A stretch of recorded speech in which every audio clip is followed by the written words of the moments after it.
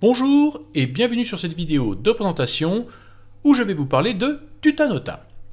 Alors qu'est-ce que Tutanota? Eh bien Tutanota est un service de chiffrement d'email. Je vous avais déjà présenté précédemment ProtonMail qui donc offre le même type de service.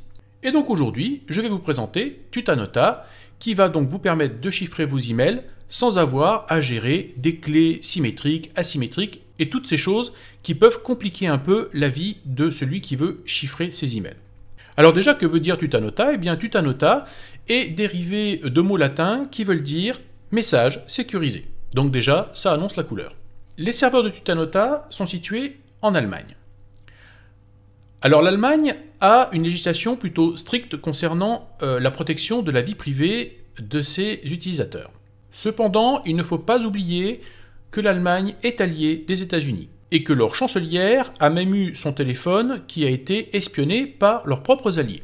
Donc on ne peut pas dire que l'Allemagne a été capable de se protéger de l'espionnage de leurs alliés américains, puisque même leur chancelière, qui est supposée être la personne la plus importante du pays, n'a pas été protégée. Donc même s'ils ont une loi qui est très protectrice, ils ne semblent pas avoir les capacités techniques de se protéger. D'ailleurs, ce ne sont pas les seuls, la France et les autres pays européens n'en sont pas capables non plus. Donc ça, c'était une petite parenthèse. Donc le fait que le serveur soit en Allemagne ne garantit aucunement une protection contre l'espionnage. On ne peut ici que faire confiance à l'équipe de Tutanota et aux algorithmes qui sont utilisés. Alors justement, puisque l'on parle d'algorithmes, Tutanota utilise l'algorithme AES 128 et les clés asymétriques RSA 2048 pour chiffrer les messages. Alors là, ici, on pourrait se demander pourquoi utiliser de l'AES 128 plutôt que de l'AES 256 et pourquoi des clés RSA de 2048 au lieu de 4096. Pourquoi avoir utilisé du chiffrement plus faible? Alors déjà, première chose, l'AES 128 et les clés RSA 2048 n'ont à ce jour jamais été cassés. Du moins, on n'en a jamais été informé. Alors, la raison est certainement déjà pour alléger le travail du serveur. Pourquoi? Eh bien, parce que si vous envoyez un message, eh bien ce message est chiffré sur votre machine, puis est ensuite envoyé sur le serveur de Tutanota. Donc ici, ce n'est pas le serveur qui fait le travail de chiffrement, c'est votre machine. Par contre, tous les messages qui sont reçus sur le serveur de Tutanota par des personnes qui vous envoient donc des messages sont chiffrés par le serveur. Donc là, il y a un travail de chiffrement fait par le serveur. Donc si vous recevez par exemple une centaine d'emails par jour, eh bien ça fait donc 100 emails à chiffrer tous les jours par le serveur. Cela veut également dire que votre clé publique et votre clé privée sont stockées sur le serveur de Tutanota, mais bien sûr sous une forme chiffrée. Donc il est clair que si Tutanota avait choisi des algorithmes plus élevés, comme AES 256 et donc RSA 4096, cela aurait demandé beaucoup plus d'efforts et de travail au serveur pour chiffrer tous les emails reçus. Donc je pense que c'est une des explications pour laquelle les algorithmes les plus élevés n'ont pas été choisis. Enfin, votre mot de passe est protégé par un hachage de type bcrypt, qui est donc très bon. Comme vous le voyez, le site est plutôt minimaliste et très clair, et traduit en français, ce qui est donc très pratique pour ceux qui ne sont pas anglophones, et vous allez pouvoir donc découvrir toute l'équipe qui s'occupe de Tutanota, ainsi que les différents détails techniques. Pour créer votre compte sur Tutanota, c'est très simple, vous cliquez sur le bouton « S'enregistrer » et vous arrivez sur un formulaire très simple, sur lequel vous allez pouvoir indiquer l'adresse email que vous souhaitez, et le mot de passe qui permet de le protéger. Donc ici, nous voyons déjà une petite différence par rapport à ProtonMail, qui lui demande un peu plus d'informations, et nous verrons d'ailleurs dans une vidéo comparative le pourquoi de cette différence. Mais je réserve ça pour plus tard. Vous pouvez également choisir le type de domaine que vous voulez, comme par exemple tutanota.de plutôt que .com, ou tuta.io par exemple, qui est plus court. Alors donc vous pouvez créer un compte gratuit sur Tutanota. Il est possible que vous n'arriviez pas à vous enregistrer tout de suite si le serveur est un peu trop sollicité. À ce moment-là, on vous demandera de réessayer plus tard. Mais généralement, le serveur est plutôt disponible et vous arriverez sans difficulté à créer un compte très rapidement en remplissant ce petit formulaire. Alors j'ai moi-même déjà créé un compte de test, je vais cliquer ici sur se connecter et je vais m'identifier et vous allez voir à quoi ça ressemble. Donc très simple, il suffit de taper l'adresse email que vous avez créée.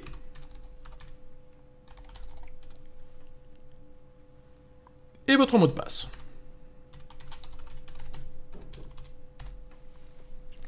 Bien sûr, ne cliquez pas sur enregistrer le mot de passe, ne faites jamais ça sur aucun site. Et vous voyez que nous arrivons sur une interface claire et minimaliste, mais qui est à la fois très pratique parce que très claire. Et encore une fois, toute l'interface est traduite en français. Vous avez un petit message de bienvenue, et dans ce petit message de bienvenue, eh bien on vous explique quelques petites choses, comme par exemple que votre mot de passe ne peut pas être réinitialisé. Donc attention de ne pas l'oublier, car Tutanota sera incapable de vous redonner un mot de passe, et donc vous perdrez votre boîte email. Il vous est également indiqué que tous les messages reçus et les messages envoyés sont chiffrés sur le serveur de Tutanota, ainsi que toutes les pièces jointes. Et il vous est également rappelé une chose importante, c'est que Tutanota est open source, c'est-à-dire que tout le monde peut lire le code, et également libre. Donc voilà des points qui sont quand même très importants. Open source et libre, ce n'est pas souvent que l'on voit des services qui ont à la fois les deux. On vous donne ici d'ailleurs le lien sur GitHub qui permet d'aller voir le code source si vous voulez le lire. Nous allons faire un petit tour dans les paramètres, et nous allons voir par exemple le surclassement en premium, c'est-à-dire si vous voulez payer. Alors qu'est-ce que peut apporter un compte premium sur Tutanota? Eh bien déjà la possibilité de créer des alias, c'est-à-dire que vous allez pouvoir avoir plusieurs adresses email sur le même compte.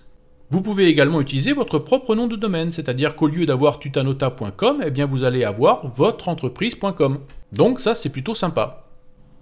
Alors pour utiliser Tutanota, vous avez également des applications pour iPhone ou Android. Alors maintenant voyons un petit peu comment fonctionne l'envoi de messages avec Tutanota.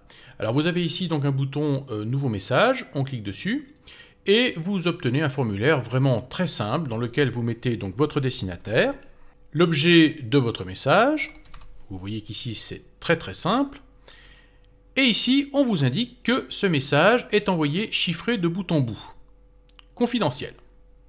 Si je clique dessus, vous voyez que ici je peux enlever la confidentialité. Donc par défaut, le message est confidentiel. Ça veut dire quoi?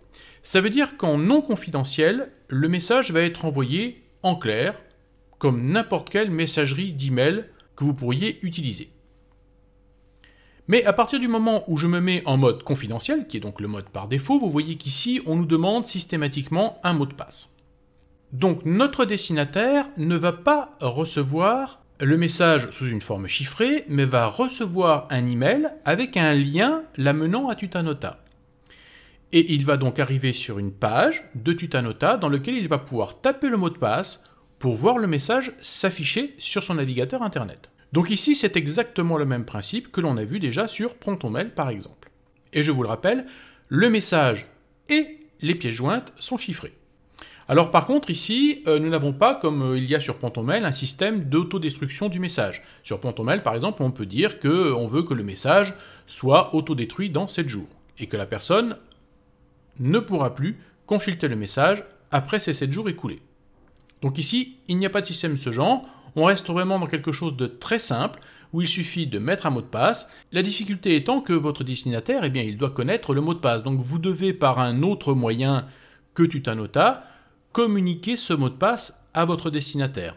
D'ailleurs, c'est la même problématique pour tous les autres services d'email chiffrés. Si vous mettez un mot de passe trop faible, eh bien, Tutanota vous avertira avant d'envoyer l'email que votre mot de passe est trop faible, mais vous permettra de l'envoyer ou non en fonction du niveau de sécurité que vous voulez obtenir. Voilà, donc vous voyez quelque chose de vraiment très simple, mais qui fait le boulot. Alors bien sûr, vous avez beaucoup de paramètres que l'on retrouve dans beaucoup d'applications d'email, comme par exemple la possibilité de régler les règles de spam, par exemple.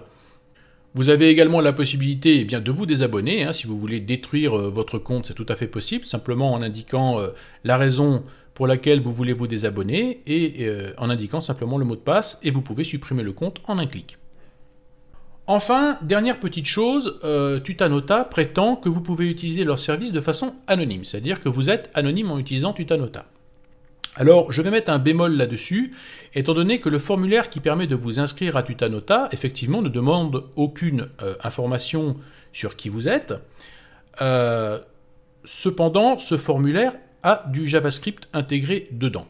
Il n'est pas possible de s'inscrire sur Tutanota sans utiliser ce formulaire en JavaScript. Je pars du principe que lorsqu'il y a du JavaScript, on ne peut pas prétendre être anonyme.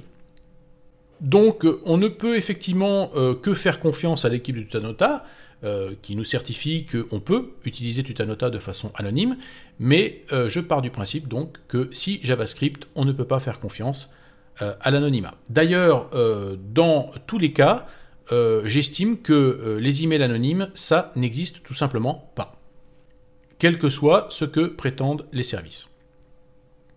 Néanmoins, mais ça nous le verrons dans la vidéo comparative que je ferai, on peut estimer que Tutanota est peut-être celui qui va le mieux préserver votre anonymat.